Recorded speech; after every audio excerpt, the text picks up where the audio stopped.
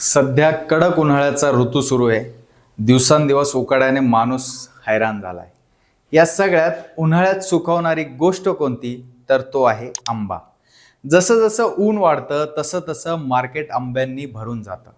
कोकणातून हापूस बाजारात येतो. या व्यतिरिक्त पायरी, तोतापुरी, उत्तरेकडील राज्यातून येणारे दशहरी, लंगडा या जातीचे आंबे बाजारात येत असतात. थोडक्यात काय तर साधारण फेब्रुवारी ते जूनपर्यंत अख्खं मार्केट आंब्यांचं असतंय असं आपण म्हणू शकतो.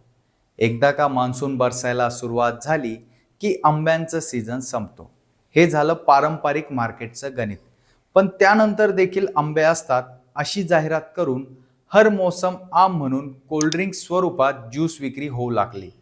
कोका कोलाने माझा हा ब्रँड बाजारात आणून ग्राहकांना हर मौसम आम उपलब्ध करून दिल्याचा गाजावाजा केलाय.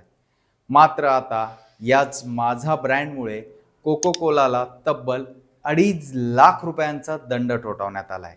जैसलमेरच्या जिल्हा ग्राहक तक्रार निवारण आयोगाने बंद बाटलीत प्लास्टिकचा तुकडा आढळल्यानं ही कारवाई केली आहे. हे प्रकरण नेमकं काय आहे तेच या व्हिडिओतून आपण समजून घेणार आहोत. नमस्कार, मी ऋषिकेश आणि तुम्ही पाहताय शिरस्ता. तर घटना आहे राजस्थानच्या जैसलमेर शहरातील. दिनांक 16 जुलै 2025ची.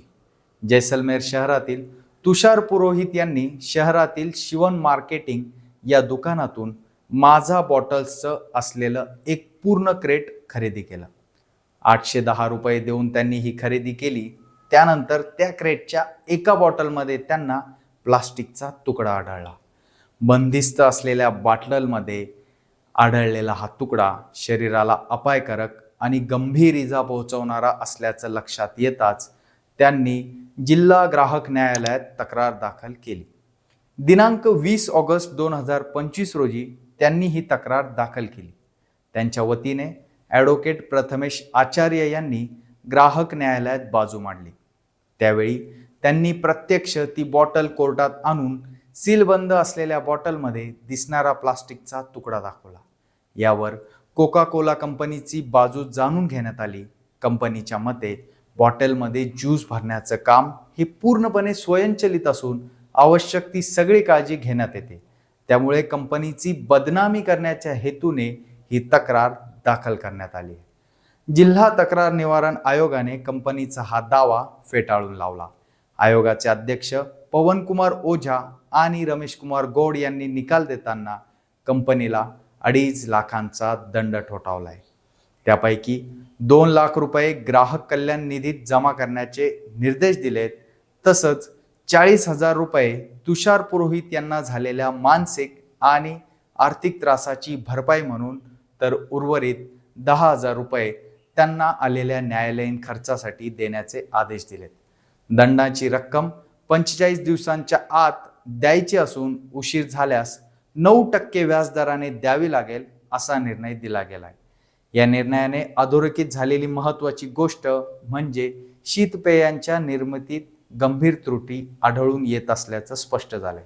स्वच्छता, योग्य पॅकेजिंग मानके, अपायकारक घटकांचं प्रमाण याकडे बहुराष्ट्र कंपन्यांनी दुर्लक्षित त्या करत आहेत असंच म्हणावं लागेल.